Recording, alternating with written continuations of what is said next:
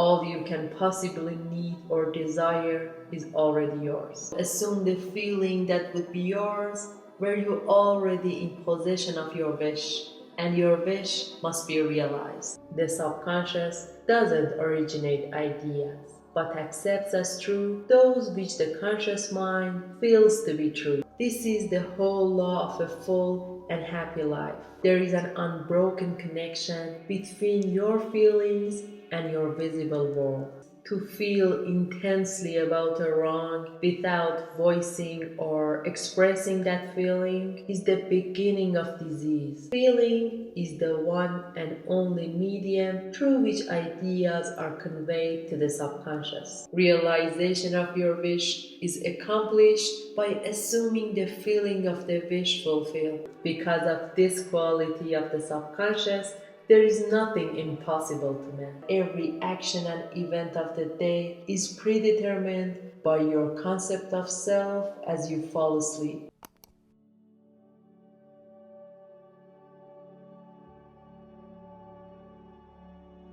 Of making many books, there is no end. He that would perfect himself in any art whatsoever, let him betake himself to the reading of some sure and certain work upon his art many times over. For to read many books upon your art produces confusion rather than learning. It's an old saying.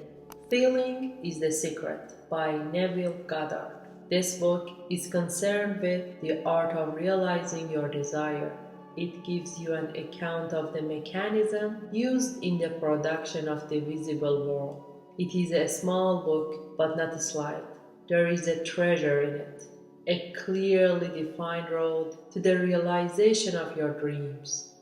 Were it possible to carry conviction to another by means of reasoned arguments and detailed instances, this book would be many times its size. It is seldom possible, however, to do so by means of written statements or arguments, since to the suspended judgment it always seems plausible to say that the author was dishonest or deluded, and therefore his evidence was tainted. Consequently, I have purposely omitted all arguments and testimonials and simply challenged the open-minded reader to practice the law of consciousness as revealed in this book.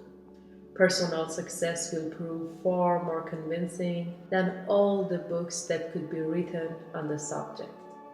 Chapter 1: Law and its Operation. The world and all within it is man's conditioned consciousness objectified. Consciousness is the cause as well as the substance of the entire world. So it is to consciousness that we must turn if we would discover the secret of creation. Knowledge of the law of consciousness and the method of operating this law will enable you to accomplish all you desire in life. Armed with a working knowledge of this law, you can build and maintain an ideal world. Consciousness is the one and only reality, not figuratively, but actually. This reality may for the sake of clarity be likened unto a stream, which is divided into two parts, the conscious and the subconscious. In order to intelligently operate the law of consciousness, it is necessary to understand the relationship between the conscious and the subconscious. The conscious is personal and selective. The subconscious is impersonal and non-selective. The conscious is the realm of effect. The subconscious is the realm of cause. These two aspects are the male and female divisions of consciousness. The conscious is male, the subconscious is female. The conscious generates ideas and impresses these ideas on the subconscious. The subconscious receives ideas and gives form and expression to them. By this law, first conceiving an idea and then impressing the idea conceived on the subconscious, all things evolved out of consciousness. And without this sequence, There is not anything made that is made. The conscious impresses the subconscious, while the subconscious expresses all that is impressed upon it. The subconscious doesn't originate ideas, but accepts as true those which the conscious mind feels to be true, and in a way known only to itself, objectifies the accepted ideas. Therefore, through his power to imagine and feel, and his freedom to choose the idea he will entertain, man has control over creation. Control of the subconscious is accomplished through control of your ideas and feelings. The mechanism of creation is hidden in the very depth of the subconscious, the female aspect or womb of creation. The subconscious transcends reason and is independent of induction. It contemplates a feeling as a fact existing within itself, and on this assumption proceeds to give expression to it. The creative process begins with an idea, and its cycle runs its course as a feeling and ends in a volition to act. Ideas are impressed on the subconscious through the medium of feeling. No idea can be impressed on the subconscious until it is felt, but once felt, be it good, bad, or indifferent, it must be expressed. Feeling is the one and only medium through which ideas are conveyed to the subconscious. Therefore, the man who doesn't control his feeling may easily impress the subconscious with undesirable states. By control of feeling is not meant restraint or suppression of your feeling, but rather the disciplining of self to imagine and entertain only such feeling as contributes to your happiness. Control of your feeling is all important to a full and happy life. Never entertain an undesirable feeling, nor think sympathetically about wrong in any shape or form. Do not dwell on the imperfection of yourself or others. To do so is to impress the subconscious with these limitations. What you do not want done unto you, do not feel that it is done unto you or another. This is the whole law of a full and happy life. Everything else is commentary. Every feeling makes a subconscious impression, and unless it is counteracted by a more powerful feeling of an opposite nature, must be expressed. The dominant of two feelings is the one expressed. I am healthy is a stronger feeling than I will be healthy. To feel I will be is to confess I am not. I am is stronger than I am not. What you feel you are always dominate what you feel you would like to be. Therefore, to be realized, the wish must be felt as a state that is rather than a state that is not. Sensation precedes manifestation and is the foundation upon which all manifestations rest. Be careful of your moods and feelings, for there is an unbroken connection between your feelings and your visible world. Your body is an emotional filter and bears the unmistakable marks of your prevalent emotions. Emotional disturbances, especially suppressed emotions, are the causes of all disease. To feel intensely about a wrong without voicing or expressing that feeling is the beginning of disease. Disease in both body and environment. Do not entertain the feeling of regret or failure, for frustration or detachment from your objective results in disease. Think feelingly only of the state you desire to realize. Feeling the reality of the state sought and living and acting on that conviction is the way of all seeming miracles. All changes of expression are brought about through a change of feeling. A change of feeling is a change of destiny. All creation occurs in the domain of the subconscious. What you must acquire then is a reflective control of the operation of the subconscious, that is, control of your ideas and feelings. Chance or accident is not responsible for the things that happen to you, nor is predestined fate the author of your fortune or misfortune. Your subconscious impressions determine the conditions of your world. The subconscious is not selective. It is impersonal and no respecter of persons. Romans 2:11. The subconscious is not concerned with the truth or falsity of your feeling. It always accepts as true that which you feel to be true. Feeling is the assent of the subconscious to the truth of that which is declared to be true. Because of this quality of the subconscious, there is nothing impossible to man. Whatever the mind of man can conceive and feel as true, the subconscious can and must objectify.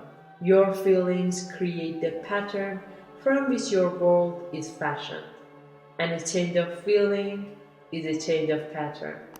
The subconscious never fails to express that which has been impressed upon it. The moment it receives an impression, it begins to work out the ways of its expression.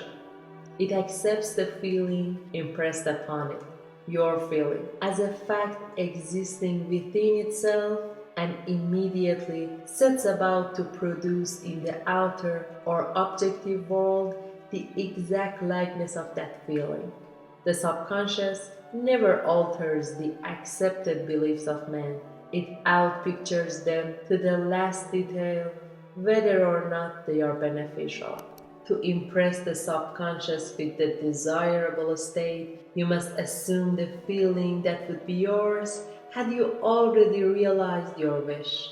In defining your objective, you must be concerned only with the objective itself.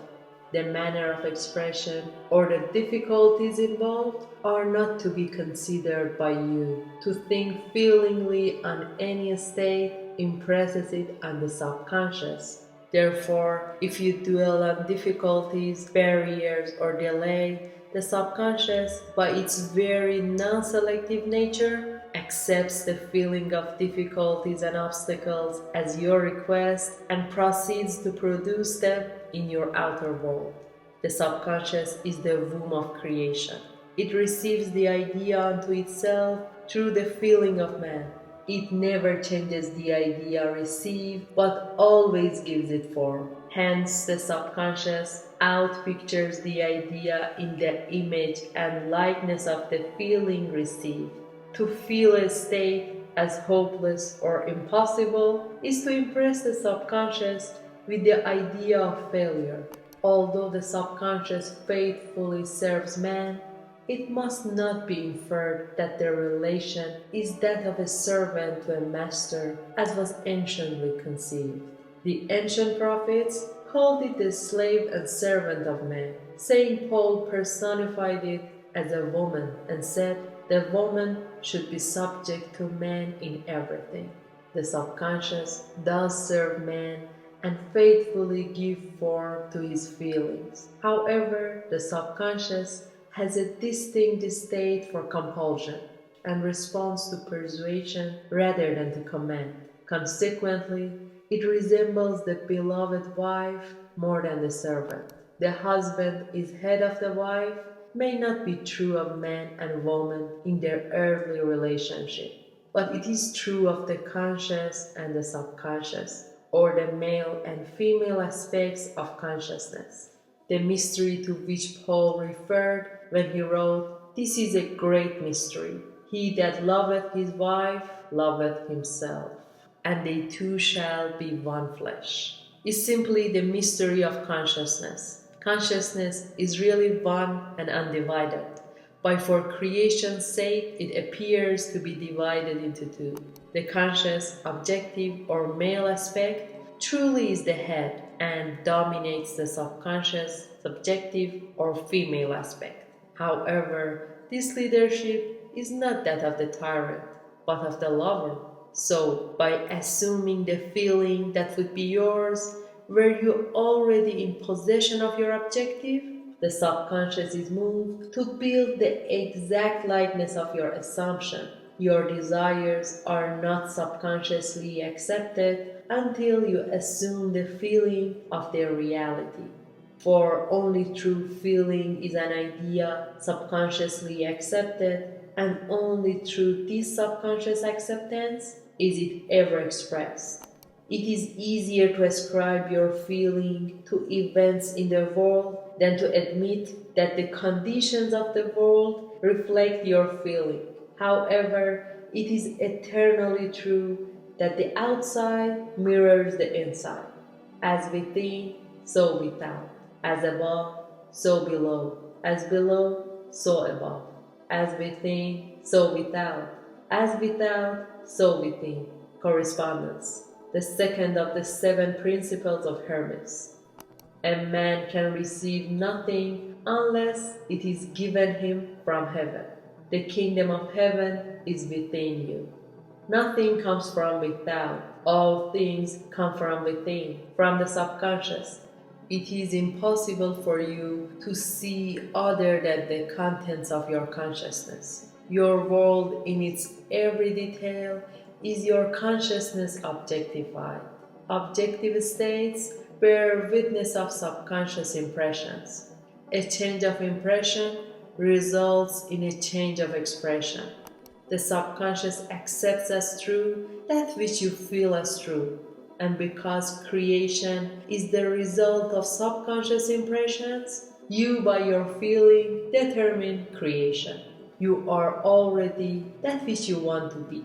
And your refusal to believe this is the only reason you do not see it. To seek on the outside for that which you do not feel you are is to seek in vain. For we never find that which we want. We find only that which we are. In short, you express and have only that which you are conscious of being or possessing. To him that hath, it is given. Denying the evidence of the senses and appropriating the feeling of the wish fulfilled is the way to the realization of your desire. Mastery of self-control of your thought and feelings is your highest achievement. However, until perfect self-control is attained, so that, in spite of appearances, you feel all that you want to feel, use sleep and prayer to aid you in realizing your desired state. These are the 2 gateways into the subconscious: sleep and prayer. Chapter 2. Sleep. Sleep, the life that occupies 1/3 of our stay on earth, is the natural door into the subconscious. So it is with sleep that we are now concerned. The conscious 2/3 of our life on earth is measured by the degree of attention we give sleep. Our understanding of and delight in what sleep has to bestow will cause us, night after night, to set out for it as though we were keeping an appointment with a lover. In a dream, in a vision of the night, when deep sleep falleth upon man, in a slumbering upon the bed, then he openeth the ears of man and sealeth their instruction. Job 33. It is in sleep and in prayer, a state akin to sleep, that man enters the subconscious to make his impression and receive his instructions. In these states, the conscious and subconscious are creatively joined.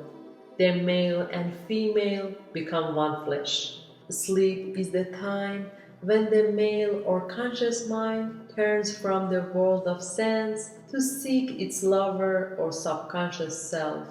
The subconscious, unlike the woman of the world who marries her husband to change him, has no desire to change the conscious, waking state, but loves it as it is and faithfully reproduces its likeness in the outer world of form. The conditions and events of your life are your children, formed from the molds of your subconscious impressions in sleep. They are made in the image and likeness of your innermost feeling, that they may reveal you to yourself. As in heaven, so on earth.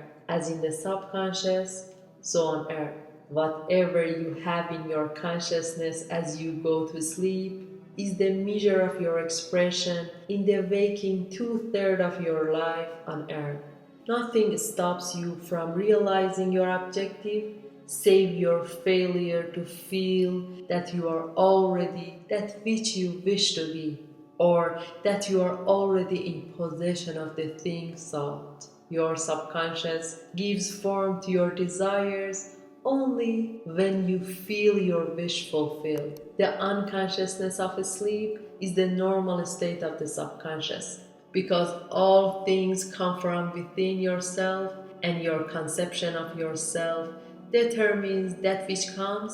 You should always feel the wish fulfilled before you drop off to sleep. You never draw out of the deep of yourself that which you want. You always draw that which you are, and you are that which you feel yourself to be, as well as that which you feel as true of others. To be realized then, the wish must be resolved into the feeling of being or having or witnessing the state's thought.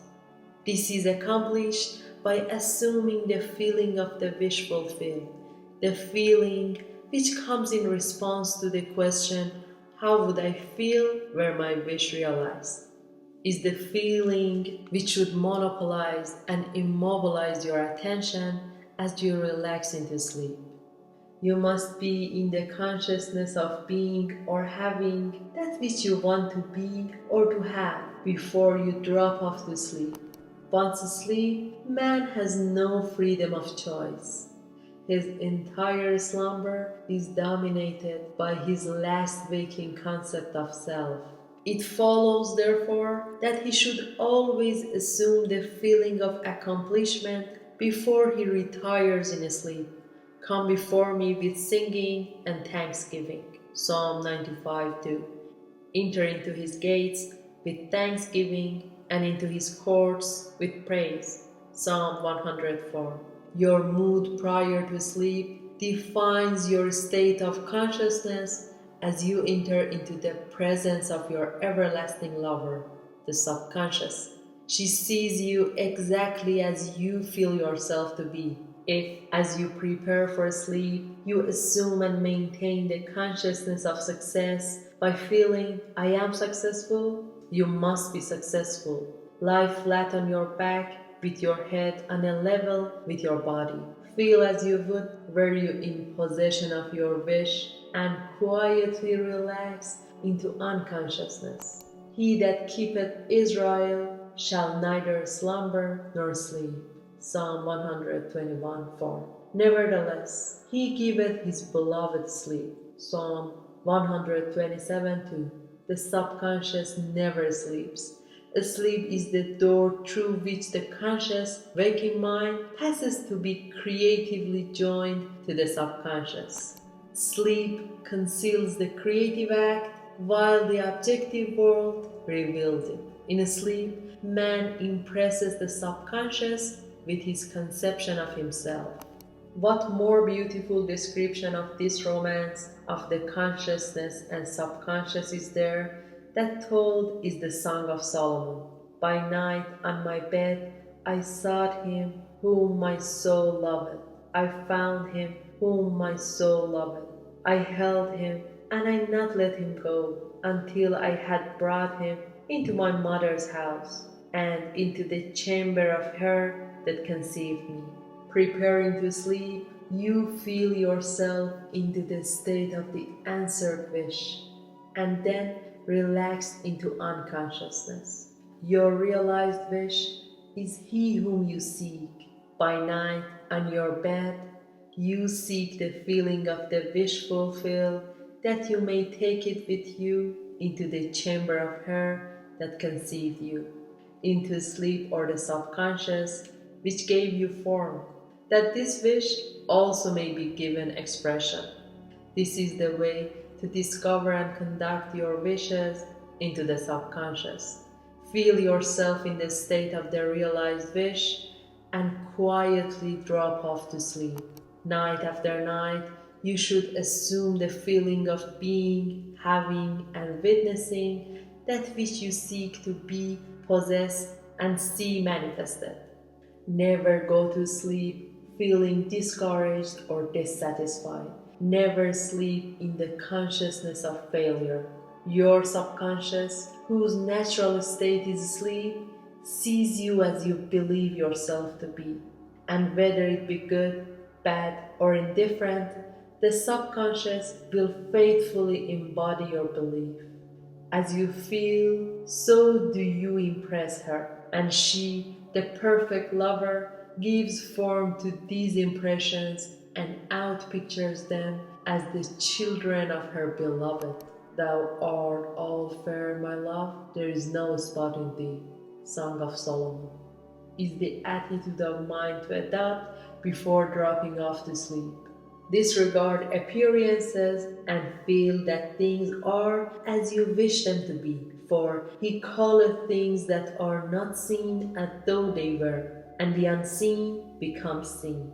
To assume the feeling of satisfaction is to call conditions into being which will mirror satisfaction. Signs follow, they do not precede. Proof that you are will follow the consciousness that you are. It will not precede it. You are an eternal dreamer, dreaming non-eternal dreams. Your dreams take form as you assume the feeling of their reality. Do not limit yourself to the past. Knowing that nothing is impossible to consciousness, begin to imagine states beyond the experiences of the past. Whatever the mind of man can imagine, man can realize. All objective, visible states were first subjective, invisible states, and you called them into visible by assuming the feeling of their reality. The creative process is first imagining and then believing the state imagined. Always imagine and expect the best. The world cannot change until you change your conception of it. As within, so without. Nations, as well as people, are only what you believe them to be. No matter what the problem is, no matter where is it, no matter whom it concerns, you have no one to change but yourself. And you have neither opponent nor helper in bringing about the change within yourself. You have nothing to do but convince yourself of the truth of that which you desire to see manifested. As soon as you succeed in convincing yourself of the reality of the state sought, results follow to confirm your fixed belief. You never suggest to another the state which you desire to see him express. Instead, you convince yourself that he is already that which you desire him to be. Realization of your wish is accomplished by assuming the feeling of the wish fulfilled. You cannot fail unless you fail to convince yourself of the reality of your wish. A change of belief is confirmed by a change of expression. Every night as you drop off to sleep, feel satisfied and spotless. For your subjective lover always forms the objective world in the image and likeness of your conception of it. The conception defined by your feeling. The waking 2/3 of your life on earth ever corroborates or bear witness to your subconscious impressions. The actions and events of the day are effects. They are not causes. Free will is only freedom of choice. Choose ye this day whom ye shall serve is your freedom to choose the kind of mood you assume. But the expression of the mood is the secret of the subconscious. The subconscious receives impression only through the feeling of man, and in a way known only to itself, gives these impressions form and expression. The actions of man are determined by his subconscious impressions. His illusion of free will, his belief in freedom of action, is but ignorance of the causes which makes him act. He thinks himself free because he has forgotten the link between himself and the event. Man awake is under compulsion to express his subconscious impressions. If in the past he unwisely impressed himself, then let him begin to change his thoughts and feelings, for only as he does so, he will change his world. Do not waste one moment in regret, for to think feelingly of the mistakes of the past is to reinfect yourself. Let the dead bury the dead. Matthew 8:22. Turn from appearances and assume the feeling that would be yours were you already the one you wish to be. Feeling a state produces the state. The part you play on the world's stage is determined by your conception of yourself. By feeling your wish fulfilled and quietly relaxing into sleep, you cast yourself in a star role to be played on earth tomorrow, and while asleep, you are rehearsed and instructed in your part. The acceptance of the end automatically wills the means of realization. Make no mistake about this. If, as you prepare for sleep, you do not consciously feel yourself into the state of the answered wish, then you will take with you into the chamber of her who conceived you the sum total of the reactions and feelings of the waking day. And while asleep, you will be instructed in the manner in which they will be expressed tomorrow. You will rise believing that you are a free agent, not realizing that every action and event of the day is predetermined by your concept of self as you fall asleep. Your only freedom then is your freedom of reaction. You are free to choose how you feel and react to the day's drama, but the drama, the actions, events, and circumstances of the day have already been determined. Unless you consciously and purposely define the attitude of mind with which you go to sleep, you unconsciously go to sleep in the composite attitude of mind made up of all feelings and reactions of the day. Every reaction makes a subconscious impression, and unless counteracted by an opposite and more dominant feeling, is the cause of future action.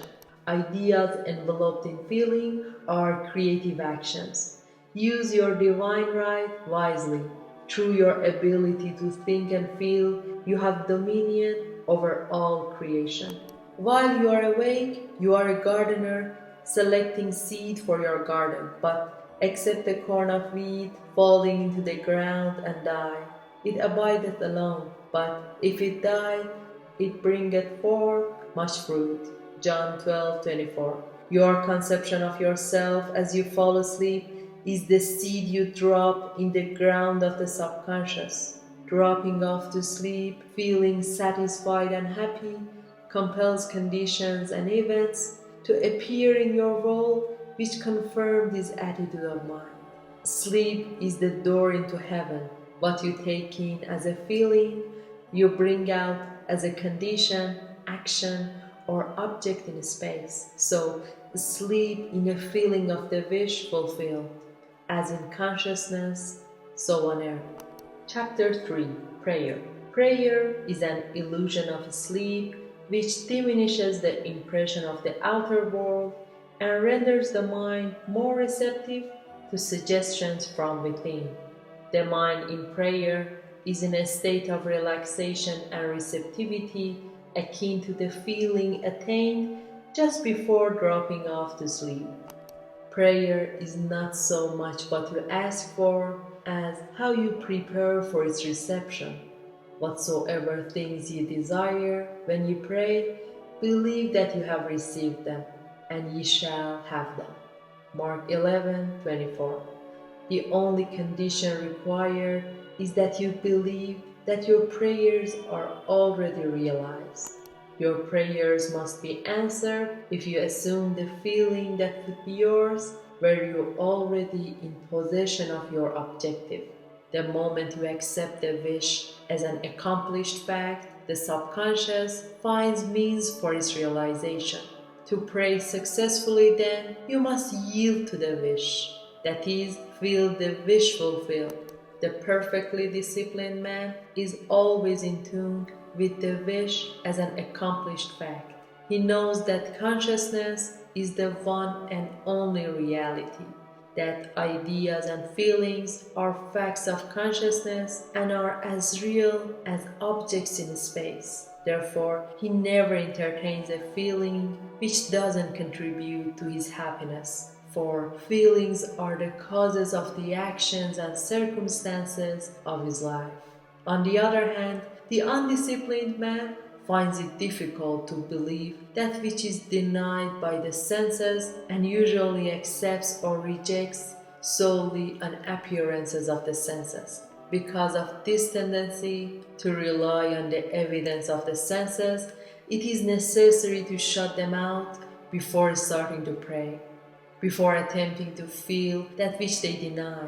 Whenever you are in the state of mind, I should like to, but I cannot, the harder you try, the less you are able to yield to the wish. You never attract that which you want, but always attract that which you are conscious of being.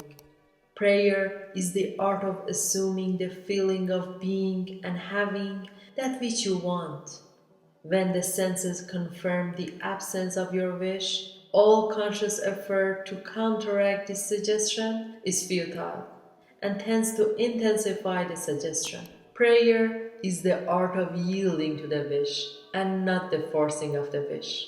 Whenever your feeling is in conflict with your wish, feeling will be the victor. The dominant feeling invariably expresses itself. Prayer must be without effort. In attempting to fix an attitude of mind which is denied by the senses, effort is fatal.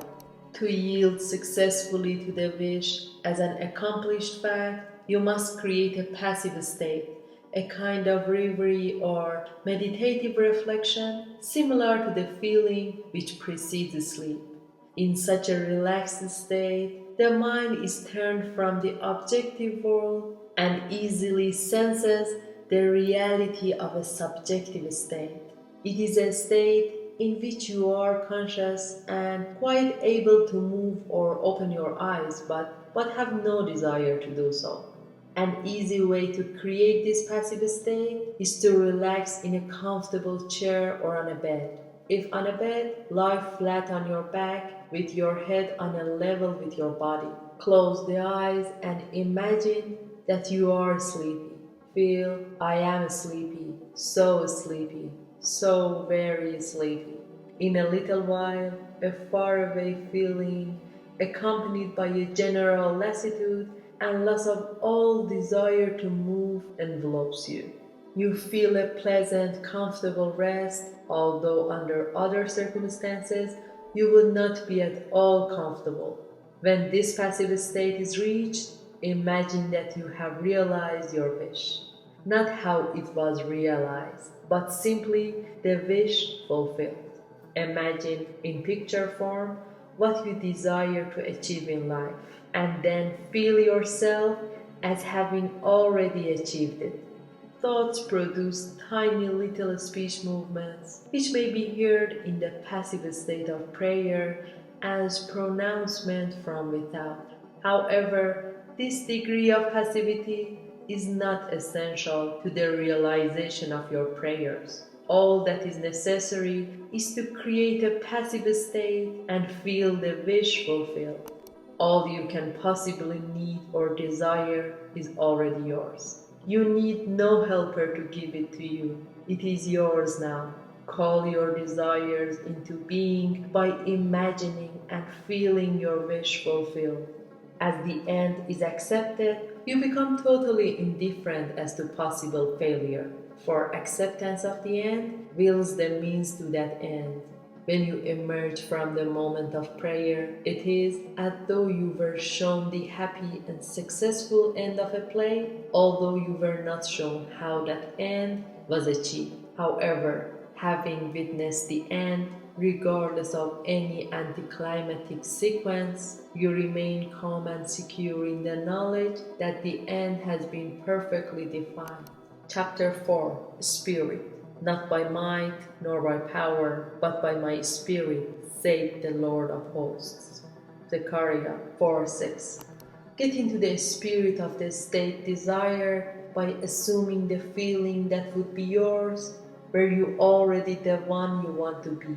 As you capture the feeling of the state sought, you are relieved of all effort to make it so, for it is already so. There is a definite feeling associated with every idea in the mind of man. Capture the feeling associated with your realized wish by assuming the feeling that would be yours, where you already in possession of the thing you desire, and your wish will objectify itself. Faith is feeling. According to your faith, feeling be it unto you. Matthew 9:29. You never attract that which you want, but always that which you are. As a man is, so does he see. To him that hath, it shall be given, and to him that hath not, it shall be taken away. Matthew 13:12. That which you feel yourself to be you are, and you are given that which you are. So assume the feeling that would be yours, where you already in possession of your wish, and your wish must be realized. So God created man in his own image. In the image of God created he him. Genesis 1:27. Let this mind be in you, which was also in Christ Jesus, who being in the form of God, thought it not robbery to be equal with God. Philippians 2:5-6. You are that which you believe yourself to be. Instead of believing in God or in Jesus, believe you are God or you are Jesus. He that believes as I believe the works that I do, shall he do also. Jesus found it not strange to do the works of God, because he believed himself to be God. I and my Father are one. John 10:30. It is natural to do the works of the one you believe yourself to be. So live in the feeling of being the one you want to be and that you shall be. When a man believes in the value of the advice given him and applies it, he establishes within himself the reality of success. Of making many books, there is no end. So this is the Feeling of the Secret by Neville Goddard. In my channel, I have whole series about this book and explanation of each part. You can go and watch it. I'm very happy that you were with me today. Thank you so much. Happy manifesting and goodbye.